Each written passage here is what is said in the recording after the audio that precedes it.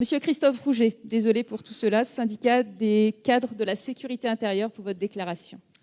Monsieur le ministre de l'Intérieur, monsieur le garde des Sceaux, je vais d'abord peut-être rappeler les fondamentaux. Nous sommes des représentants du personnel et si nous sommes ici aujourd'hui, c'est pour que les gendarmes, les policiers puissent travailler en sécurité dans leur commissariat, dans leurs interventions du quotidien et qu'ils puissent faire leurs enquêtes, essayer d'interpeller des individus qui commettent des actions de délinquance auprès de nos concitoyens et qu'ils puissent ensuite passer devant la justice. Donc, lors du rassemblement citoyen devant l'Assemblée nationale, nous avons souhaité qu'il y ait une prise de conscience. Et nous avons souligné l'urgence face aux agressions continuelles dont sont victimes policiers et gendarmes et plus largement tous les serviteurs de l'État, y compris les élus. Pour autant, à la CFDT, nous avons à un moment souhaité mettre en scène une opposition stérile entre la justice et la police. Nos deux institutions, vous l'avez dit, sont dans la même barque, sont les maillons d'une même chaîne pénale qui doivent œuvrer de concert face à la criminalité. Enquêteurs et magistrats sont des partenaires habitués à travailler ensemble et nous devons améliorer encore ce partenariat en favorisant par exemple des stages croisés tout au long de la carrière. Les policiers que nous représentons ne souhaitent pas stigmatiser la justice ni ceux qui la rendent, mais bien travailler à une amélioration de la réponse pénale au bénéfice de tous. Concernant les violences commises sur les forces de l'ordre, utilisons déjà tout l'arsenal judiciaire qui est à notre disposition pour punir les guet-apens, les agressions contre les policiers. Utilisons les circonstances aggravantes existantes. Déférons systématiquement les auteurs devant un magistrat ou faisons les juger en comparution immédiate. Il n'est pas logique aujourd'hui que quelqu'un qui agresse un maire, un policier, un gendarme puisse sortir par la porte d'entrée du commissariat ou de la gendarmerie. Osons, dans ce domaine, une politique pénale ambitieuse pour inverser cette spirale de l'impunité. D'une manière générale, nous attendons une réponse pénale plus rapide et qui donne du sens aux sanctions réellement exécutées, prévenant plus efficacement la récidive. Condamner un mineur 2 ans après les faits commis n'a pas de sens, une fois qu'il est engagé dans la délinquance. La certitude de la sanction et son application rapide doivent permettre de lutter plus efficacement contre la réitération des infractions. Aujourd'hui, l'État a échoué dans le combat contre les multiréitérants, au casier judiciaire sans fin. Il est urgent de changer de paradigme dans ce domaine. Dans ce même état d'esprit, vous le savez, nous cessons d'alerter depuis des années sur la complexification exponentielle de la procédure pénale. D'abord, elle contribue à la désaffection des services de l'enquête. Le temps, vous le savez, voué au formalisme procédural, a pris le pas sur celui consacré à la manifestation de la vérité au détriment des victimes. Triste constat. Notre procédure pénale doit être maintenant simplifiée. Le code de procédure pénale est devenu un monstre inintelligible, même pour les praticiens du droit. Un travail de grande ampleur de réécriture doit se faire avec les magistrats et les policiers. Il doit être envisagé. Les services d'enquête et de justice doivent être renforcés en moyens humains et informatiques. Le 15 octobre dernier, le président de la République a dit « Nous devons utiliser toutes les nouvelles technologies et l'oralisation de la procédure pénale ». Hélas, jusqu'à ce jour, nous n'avons pas eu de nouvelles de ce côté-là. Mais d'un autre côté, au ministère de l'Intérieur, pendant ce quinquennat, nous n'avons pas été capables de déployer un nouveau logiciel de rédaction de la procédure. Et les policiers sont là de toutes ces promesses non tenues. Vous avez parlé tout à l'heure des extractions judiciaires. Si je ne m'abuse, c'était un accord entre Brice Hortefeux et Mme Alliot-Marie en 2010 ou 2011 qui prévoyait que la justice allait faire ces extractions judiciaires.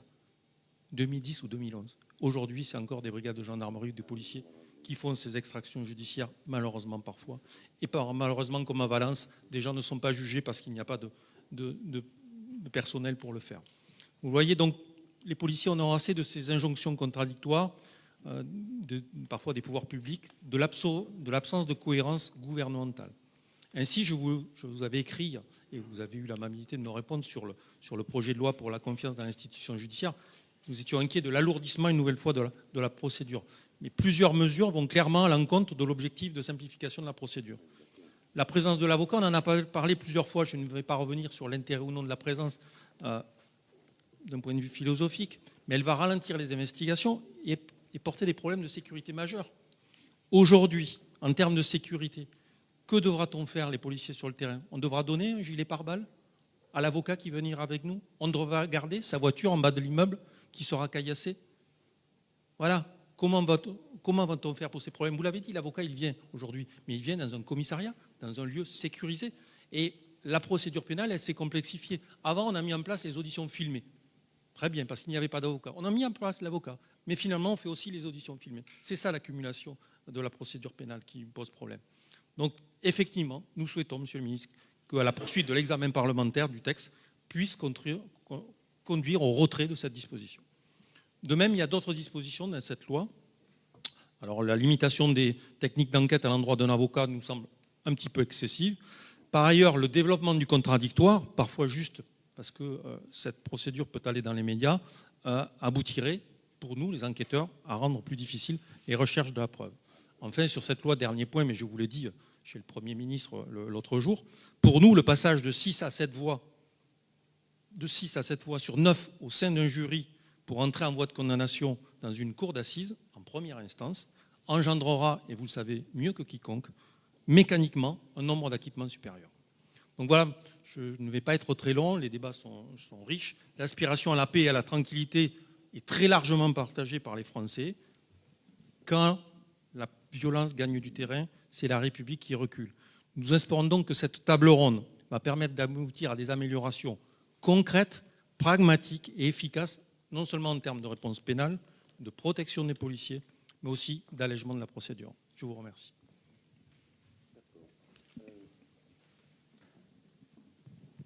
Monsieur Rouget, je vais vous répondre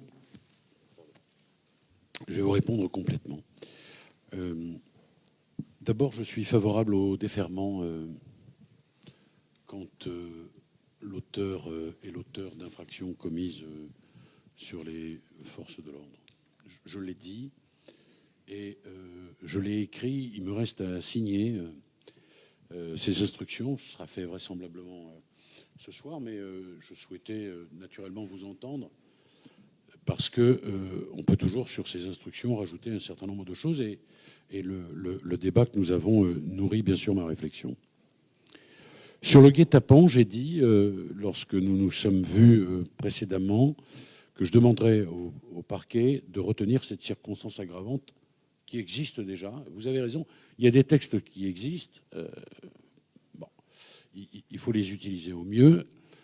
Il me paraît indispensable que quand il y a guet-apens, vous êtes attendu au coin de la cité, appelé pour des raisons fallacieuses, et puis on vous jette je ne sais quel ustensile ou je ne sais quel cocktail Molotov sur la voiture. Il y a un guet-apens. S'il est, voilà, il y a une qualification pénale qui correspond à ça, et il est bien normal qu'elle soit appliquée. Vous me dites que ça n'a aucun sens de condamner un mineur 18 mois après. Mais c'est tout le combat qu'on a mené pour que soit abrogée l'ordonnance de 1945, ordonnance mythique, c'était celle du général de Gaulle, mais qui était devenue totalement illisible. Ce texte entrera en application en septembre et il permet de juger un mineur dans un délai compris entre 3 et 9 mois. Contre 18 mois, et là encore, en moyenne. Alors en moyenne, parce que moi je me méfie du en moyenne, c'était parfois 3 ans après, 4 ans après. C'est-à-dire que vous aviez un mineur qui était en train de basculer dans la délinquance, qui ne recevait aucun avertissement judiciaire et il était jugé quand il avait 22 ans. Ça n'a aucun sens. Aucun sens. C'est du travail pour rien. C'est totalement contre-productif. Voilà, on a mis un terme à ça. Donc c'est une préoccupation qui est la vôtre et qui était la mienne. Bon, sur ce qu'il y a dans mon projet de loi sur la perquisition, j'y reviens pas. Je vous ai dit que la navette, ça n'est pas moi qui suis l'auteur de cet amendement. On m'a demandé si j'y étais favorable. J'ai répondu, je n'étais pas tenu de le faire. Je vous ai donné la raison. Ce sera amendé. Je souhaite également protéger l'avocat, mais non pas physiquement, mais le protéger. Je sais que dans certains types de délinquance, l'avocat, surtout s'il est un jeune avocat, peut faire l'objet d'un certain nombre de pressions. Il faut aussi envisager cela. Et c'est la raison pour laquelle je me suis opposé à ce qu'on transmette l'intégralité des procès-verbaux de garde à vue aux avocats. Ça, c'est une vieille revendication du barreau vers laquelle je n'ai pas voulu aller. Et ça complexifie aussi votre procédure. Alors, je ne sais plus comment vous l'avez formulé. sur le secret de la défense. Plus quelle est votre formulation. Elle m'a fait un peu sourire. 93% des Français considèrent que le secret de la défense est aussi important que le secret médical. La réalité, c'est qu'il n'y avait plus de secret de la défense. La réalité, c'est que le président Hollande avait promis une loi, n'a jamais été faite. C'est essentiel. Le justiciable doit pouvoir dire à l'avocat un certain nombre de choses couvertes par le secret. Il n'y a pas de défense sans cela.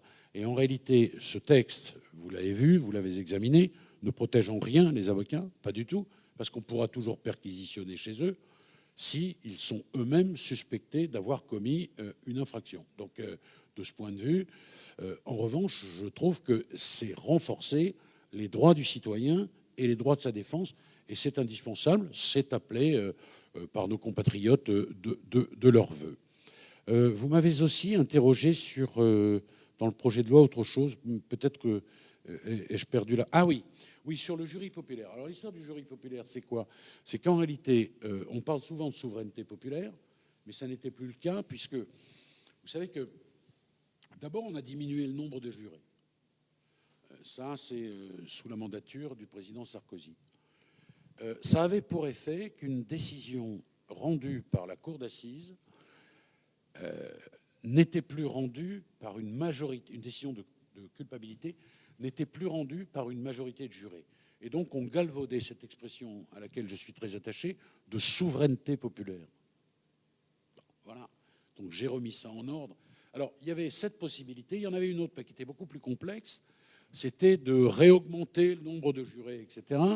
On partait là dans quelque chose qui était interminable, qui était beaucoup plus coûteux et qui était difficile parce que, au fond, c'est compliqué de réunir les jurés parfois, vous le savez. Et donc on a pris la solution la plus simple, et je ne partage pas du tout, mais alors pas du tout, et je connais bien la cour d'assises, votre avis sur la question. Il y aurait une espèce de facilitation vers une clémence accrue. Non, je ne crois pas. Vous savez que le jury populaire, soit il y a des preuves et puis il n'y a pas de difficulté, soit il y a un doute et puis la cour d'assises fait ce qu'elle doit en faire. Je pense que franchement, ça n'est pas une difficulté. Ensuite, il y a deux sujets sur lesquels je veux aller, naturellement, et je trouve que notre échange est constructif. C'est la modification de la procédure pénale. On a tous envie d'y aller. Seulement, c'est un immense chantier. On commence sur un certain nombre de choses. Je l'ai dit tout à l'heure, la procédure pénale, elle est obsolète au regard notamment des technologies qui sont les nôtres. Moi, sur un système qui permet, alors je sais pas, j'ai appelé ça l'oralisation, je sais pas trop comment on peut appeler ça, c'est-à-dire quelque chose que vous recueillez oralement, et puis la dactylographie, les choses de cette nature, il faut qu'on vous débarrasse de ça. Moi, j'en ai pleinement conscience. C'est pas aujourd'hui d'ailleurs que j'ai conscience de ça, et je vous dis que nous irons. Et d'ailleurs, vous pouvez compter sur votre ministre de l'Intérieur pour me le rappeler, c'est pas impossible, je l'oubliais. Et puis enfin, il y a les extractions. Alors nous, on en assure 90%. Il y a un petit problème. On en assure entre 90 et 92%. Bon. Mais on veut régler cette question. Il y a des questions budgétaires qui évidemment s'imposent à nous. Et enfin, je veux terminer. Vous allez dire que décidément, je suis attaché aux chiffres, mais quand ils sont stabilisés, pardon, ça permet de clore le débat. 65% des peines d'emprisonnement ferme contradictoire sont exécutées dans un délai de 6 mois. 81% des peines d'emprisonnement ferme naturellement, contradictoire, sont exécutées dans un délai de 12 mois. Voilà, j'ai entendu tout à l'heure 4 ans.